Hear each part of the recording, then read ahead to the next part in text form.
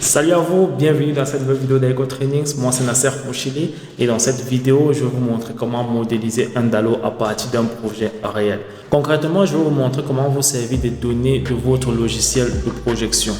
Dans ce tuto, j'utilise Civil 3D, mais le processus reste pareil pour tous les autres logiciels de projection routier. Donc je vous montre ça sur mon écran après le jingle. Ciao!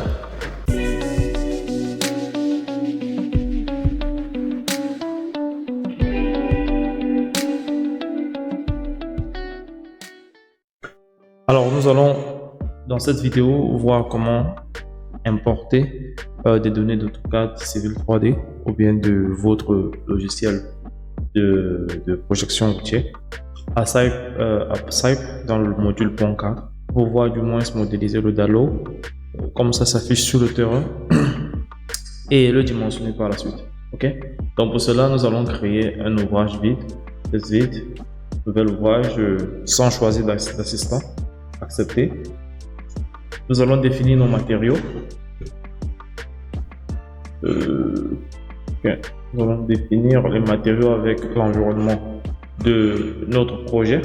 Nous allons définir les données générales, les données du terrain, comprendre du géotechnicien. Si on a un remblai, définir quel type de remblai nous avons avec les caractéristiques. Bien, nous pouvons directement importer des valeurs habituelles du projet par rapport aux différents types de terrains que nous pouvons avoir déjà dans Cype. Donc, si je prends par exemple graphe, c'est le poids volumique, l'angle de frottement interne, etc. La géométrie, le plan supérieur module, on va prendre par gabarit. Je vais prendre par gabarit à hauteur 3 mètres. Ça, c'est modifiable aussi. L'ajustement de pied droit, je travaille en face extérieure. Les surcharges, j'ai pas de surcharge uniforme vu que nous allons directement modeler les charges BT, BC de la route directement sur le DALO.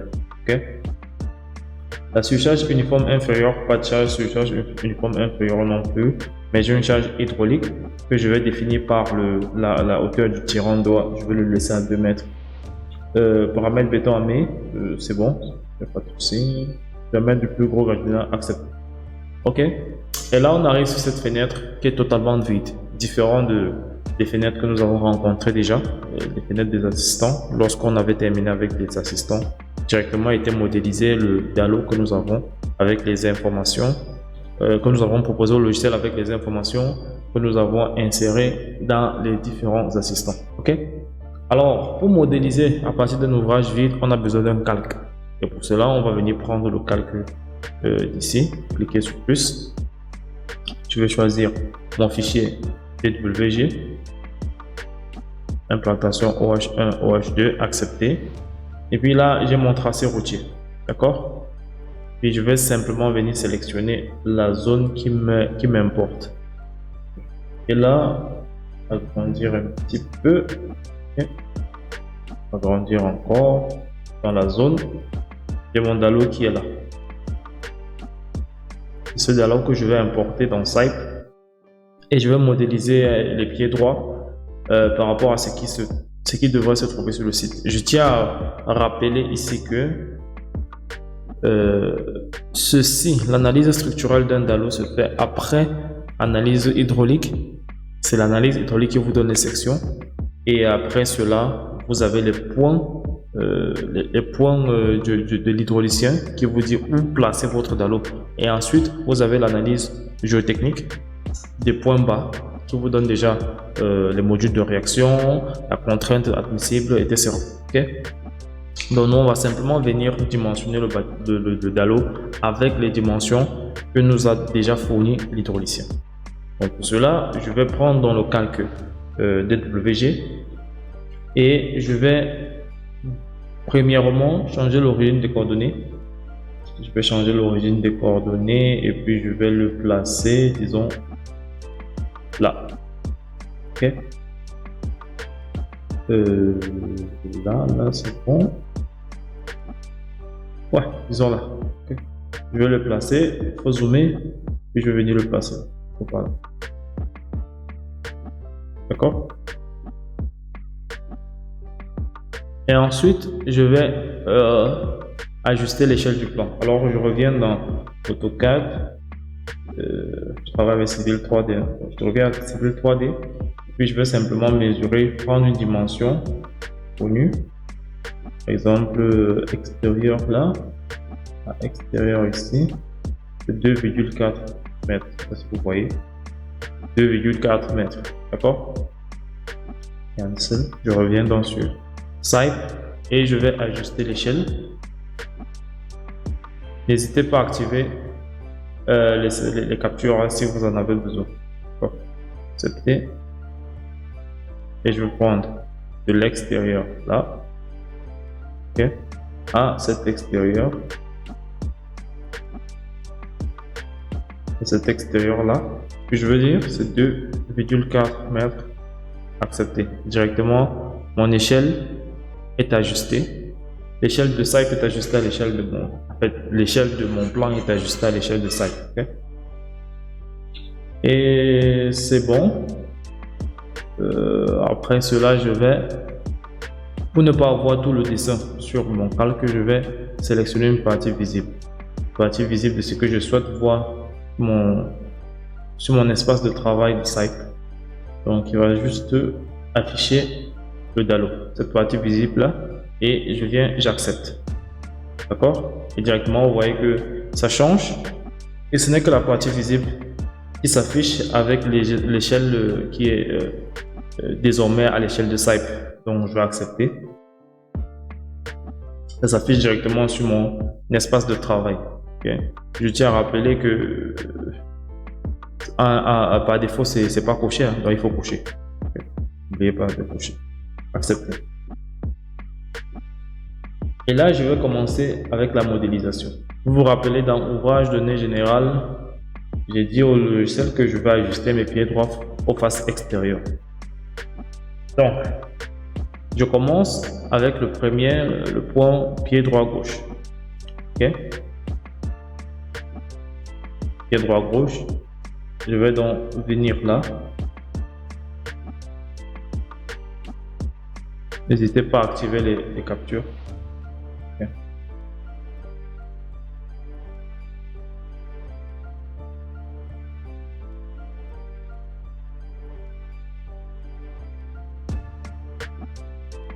Et vous allez suivre.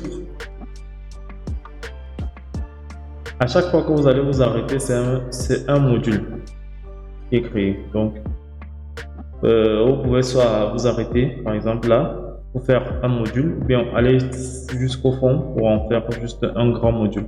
D'accord? Et après, on va voir comment séparer les modules aussi. Donc, je clique là et je viens, je termine ici. Ok? Clic droit. Et je reviens, je vais insérer dans le droit. Donc, je clique ici, ou bien vous venez dans nouveau point pied droit. Vous cliquez là-dessus. Toujours suivre le même sens lorsque vous insérez les pieds droits. Ok, on a commencé ici pour l'autre côté. On va commencer ici pour l'autre côté. D'accord?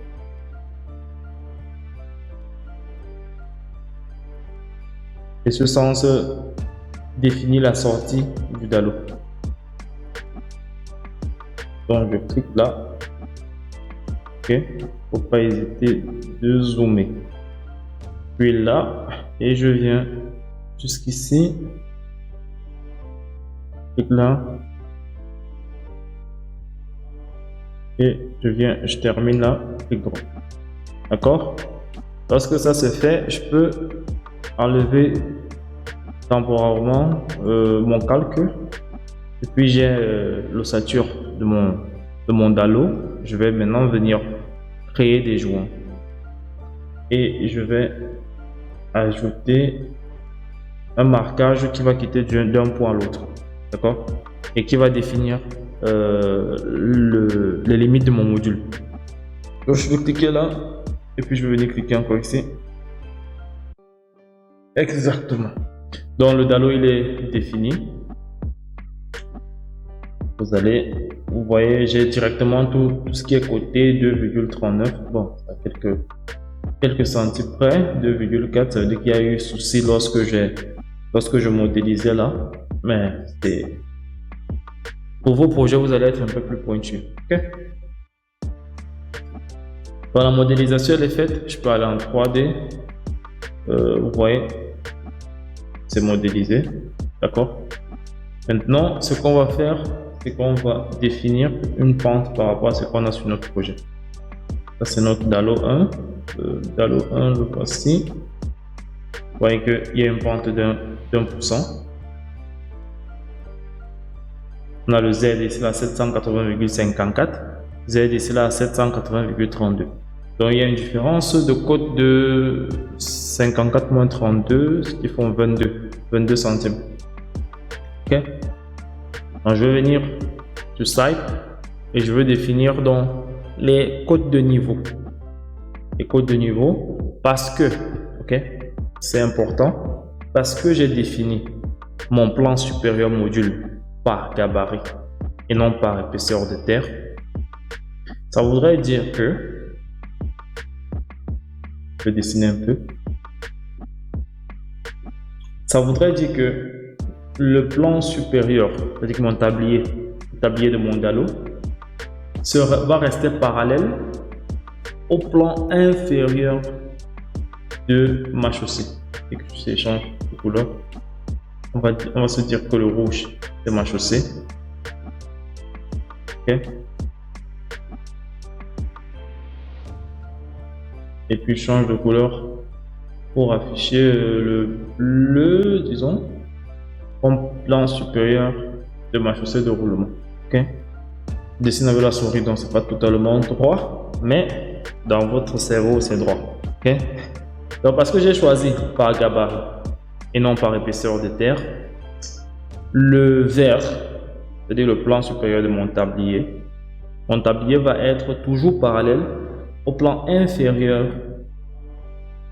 de roulement, ok, de ma chaussée. Et du coup, si j'ai une pente, changer là, et du coup, si j'ai une pente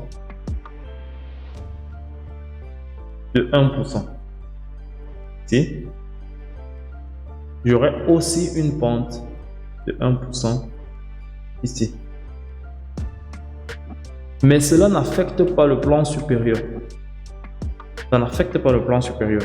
Donc c'est toutes les couches, c'est-à-dire que là, le remblai plus les couches de terre avant d'arriver au roulement, à la couche de roulement. Toutes les couches vont avoir cette pente de 1%. Ok? Mais la couche de roulement et les couches qui se précèdent avant la plateforme, du moins. Donc jusqu'à la plateforme, vous aurez cette pente de 1%. Mais à partir de la plateforme, tout va se stabiliser. D'accord? Mais si j'avais choisi, je vais fermer. Si j'avais choisi plutôt par épaisseur de terre, je reviens avec mon stylo. Je viens avec mon stylo et vous avez le terre, le rouge et le bleu. D'accord? Vous pouvez essayer d'être cohérent. Donc, si je choisis plutôt le par épaisseur de terre, c'est-à-dire si je prends mon plan supérieur module par épaisseur de terre, cela voudrait dire que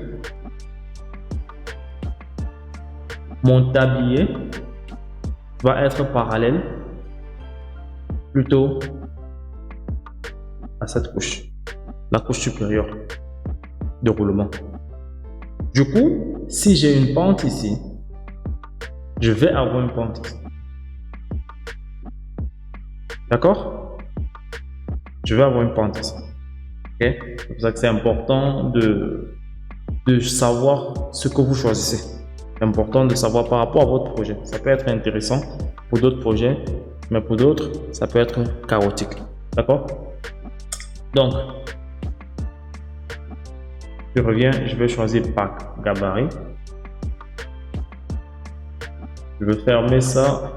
Donc, je garde par gabarit et je clique sur accepter. Maintenant, pour définir la pente C. pour définir cette pente, on a cette pente qui ne se matérialise que sur la couche inférieure de notre Dalo, c'est-à-dire sur notre radis. Donc pour cela, je vais venir et je vais définir les codes de niveau. Premier niveau, je vais venir là. L'eau vient de là pour là. Ok. C'est-à-dire que le point le plus bas, c'est ici, de ce côté. Ok. Donc je vais cliquer là. Je vais apporter une référence, disons aval. Non, c'est l'amont. Amont, on va se dire côte supérieure introduite. Encore une fois, introduire la côte supérieure. Côte supérieure introduite, on va dimensionner, c'est combien? Là, jusque là, ça fait 5,38. Donc 5, disons jusque là, ça va faire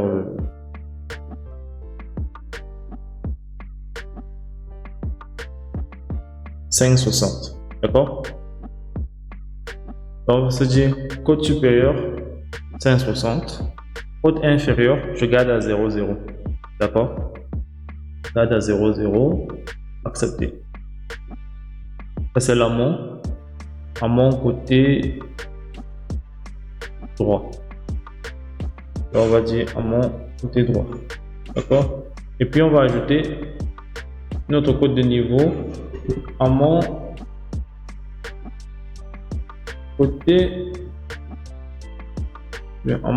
côté gauche. L'essayer de calculer, mais on va lui dire non, pas calculer. Introduite 0,0. D'accord? 0,0. On a tout ceci, les deux points, c'est là sur le même plan. On a une côte supérieure de 5,60, côte 5,60, côte inférieure 0,0,0,0. Okay? Et puis, on va ajouter une autre ici là, à côte aval, côté gauche, côté droit, côté droit, côte inférieure, on avait dit 22 cm, donc 0,22. Accepté. D'accord. Maintenant, aval, côté gauche, 0,22 cm. Directement, il calcule cela. D'accord. Accepté. Donc, je vais venir là. Il y a des petits trucs. Ok, c'est bon. Côté gauche, côté droit et côté droit. Donc si on va là, on va constater donc qu'on a une pente. Elle est faible, mais on a une pente qui va quitter donc de là à l'entrée pour la sortie. D'accord? Pour faciliter cela, je vais activer le sol pour que tu vois ça. Ici là, vous voyez le radier. Vous voyez comment ça entre. D'accord? Ça entre dans le sol. Parce qu'il y a déjà cette pente là qui s'affiche. Ok, super. La modélisation elle est faite. Je pense avoir tout vu. Il y a les côtes ont été placées. La modélisation, d'accord. On ramène donc notre calque. On ramène dans notre calque pour passer au chargement et on va le voir dans la prochaine vidéo où on va faire mettre sur pied directement des charges de convoi de charge par rapport aux normes ou bien par rapport au système de chargement, c'est-à-dire soit BT, BR, OBC, ok, on peut les placer et puis on va ajouter donc des charges en bande aux abords du Dalo, d'accord? Donc je vous dis à la prochaine vidéo. Elle était un peu longue mais c'était important de pouvoir faire cela.